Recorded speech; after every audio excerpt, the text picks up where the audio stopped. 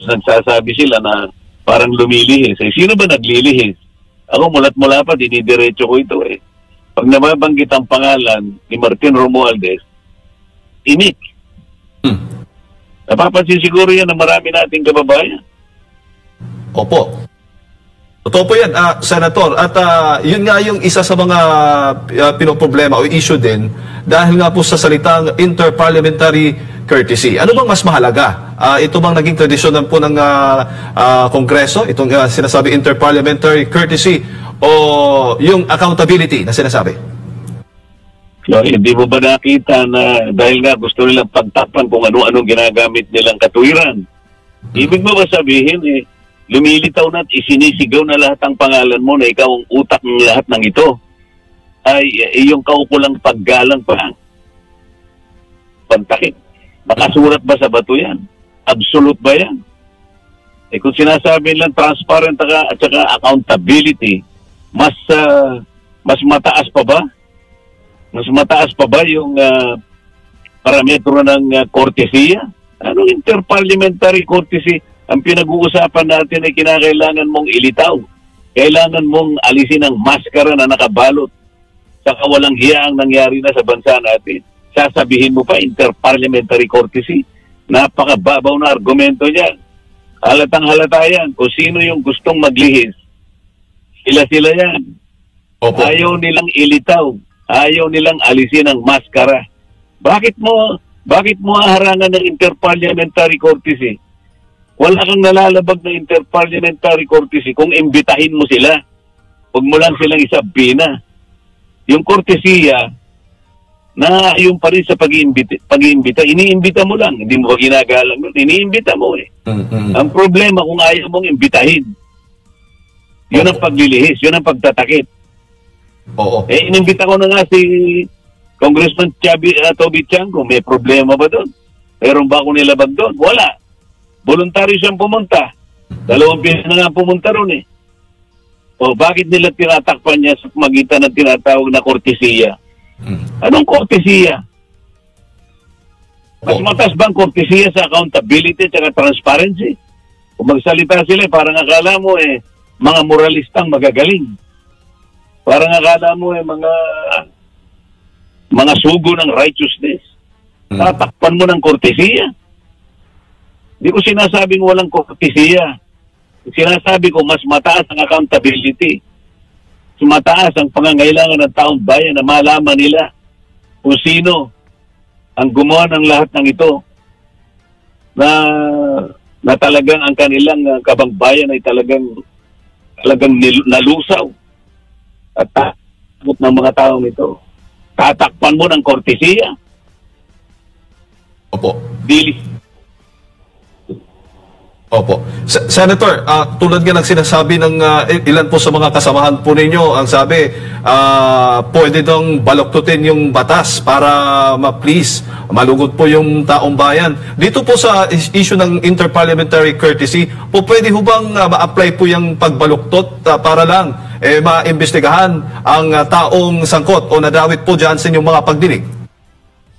Paano mong babaluktutin yun? Kortesiya yun eh. Sabi ko nga sa'yo, imbitahan mo, kortesiya yon. Ang pag-iimbita ay paggalang. Kortesiya pa rin yun. Wala kang babaluktutin doon. Kaya lang sila, ang gusto nila, baluktutin nila. Ang gusto nila, mas mataas ang kortesiya sa accountability. Ang inahanap ng taong bayan, accountability, hindi kortesiya. Opo. Senator, may pahayag po si Senator Ping Lacson. Ano pong masasabi po niya? Basahin ko lamang po itong kanyang naging social media post. Sabi niya dito, he is overly vocal, boastful, or aggressive so he can create an image of strength through noise. May pinapatamaan po ba? Ano bang dating po? Anong masasabi po niyo dito, Senator? Alam niyo na kung sino ang pinatatamaan niya. Opo. Alright. Senator, isa na lang, bago lang si partner Admar. Kanina nabanggit po ninyo, po pwedeng maimbitahan kahit ay mga representative ng ICI sa mga pagdinig po ng Senate Blue Ribbon Committee at wala pong nilalabag na batas po doon. Kung iimbitahin nila, ba't nila iimbitahin yun? Independent yun eh. Pero kung gusto nilang imbitahan, magtanong sa kanila, pwede rin siguro. Bakit hindi? Opo. Ang pinag-uusapan natin dito, ang ICI ba, pag nag-request ng impormasyon mula sa Senado o mula sa House of Representatives, wala ba kaming karapatang tumutol? Kailangan ba kami ang nakikipag-cooperate sa kanila? Meron ba kaming pinag-usapan na gano'n? Meron ba kaming agreement? Meron ba kaming kasunduan na ang Blue Ribbon Committee at saka yung Senate President, sila yung pupunta ron para makipag-ugnayan? Kala ko ba independent yun? Paano mo susukatin ng independence ng isang ahensya? Hindi ba yun ang executive department? Paano kung matutukoy doon yung mga kawalang hiyaan ng mga opisyalis ng executive department? Paano magiging independent yun? Sino ba nagbabayad sa kanila? Di ba executive department? O paano magiging independent yun? Opo. At saka pabor ho ba kayo na hindi po sa publiko yung mga pagdinig po na ICI? Nasa kanila yun.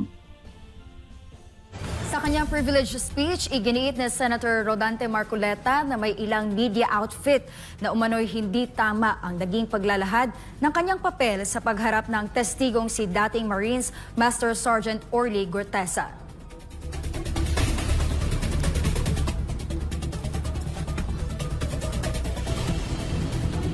Nilinaw ng senador na wala siyang ibang intensyon kundi tiyaking maayos at kumpleto ang testimonya ni Gortesa sa Blue Ribbon Committee. Paliwanag pa ni Marcoleta, hindi siya nagdikta sa testigo, kundi tinulungan lamang na maitama ang bahaging nalaktawan upang maging maayos ang opisyal na record. Wala man pong ma-record ng totohanan. Dahil doon sa umpisa po niya, merong isang linya po siyang nalaktawan.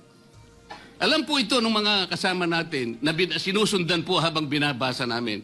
Doon sa pangalawa po, 2 linya naman po ang nalaktawan niya. Kaya gusto ko lamang pong maging maayos ang pagre-record ng kanyang statement. Dagdag pa niya, nakakalungkot na mas nabibigyang diin ang maling interpretasyon ng media kaysa sa mga seryosong aligasyon ng katiwalian na dapat tutukan. Sa tingin mo ba may mapapanagot na politiko sa ginagawang investigasyon ng Senado at ng Kamara? Wala pong mananagot na malaking isda, kumbaga, kung hindi po magbabago ang sistema.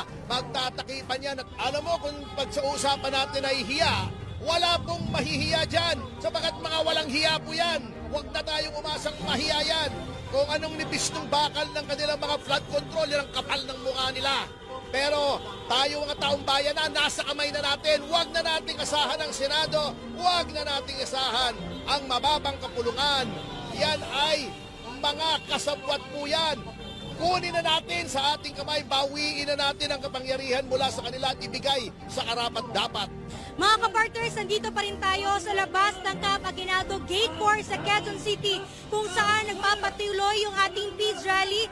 At ngayong araw na ito kasama natin si Attorney Ferdinand Topacio na mangungusap sa atin sa layunin natin ngayon. Attorney, ano pong masasabi ninyo na parame ng pareme yung mga kababayan na natin na nandito ngayon na kumbaga nakikisama or nakikilahok sa peace rally para labanan ang korupsyon?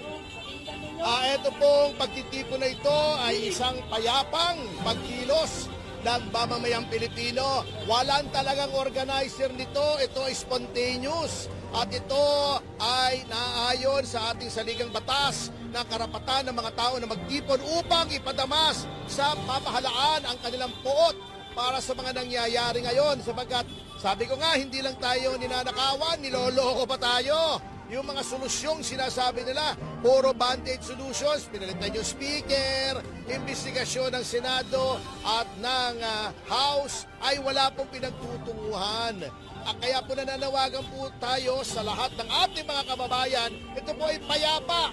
Wala pong karahasan dito. Sa payapang paraan ay ipakikita natin ang ating galit.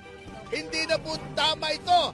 Sobra na. Tama na, pumunta na po kayo rito, makisa na po kayo. Sir, ano yung nakikita natin or expectation natin sa ginagawa nating rally? Sa tingin niyo po ba dapat mahiya yung mga nakaupo at nagnakaw sa kaban ng bayan sa ginagawa po mga peace rally or mga kilos protesta ng ating mga kababayan? Sa tingin niyo po ba, sir, malakas yung laban natin? Alam mo, kung pag-uusapan natin ay hiya, wala pong mahihiya dyan. Sapagat mga walang hiya po yan. Huwag na tayong umasang mahiya yan. Kung anong nipis ng bakal ng kanilang mga flood control, yan ang kapal ng mukha nila.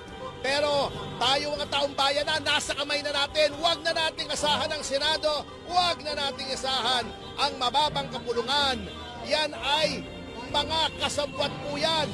Kunin na natin sa ating kamay, bawiin na natin ang kapangyarihan mula sa kanila at ibigay sa karapat-dapat. Sir, sa tingin mo ba may mapapanagot na politiko sa ginagawang investigasyon ng Senado at ng Kamara?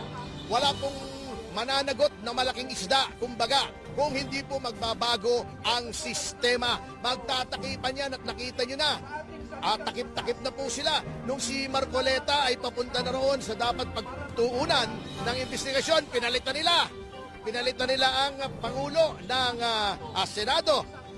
Wala pong mangyayari dyan. Bago tuloy-tuloy yung mga kamoting kahoy doon sa House of Representatives, katulad ni Ridon, sa pagtatakip sa kanilang mga sarili at inidiriin yung mga kalaban sa politika. Wala na pong kwenta mangyayari dito. At yung pinipilit nilang ombudsman ay walang kakwenta-kwenta.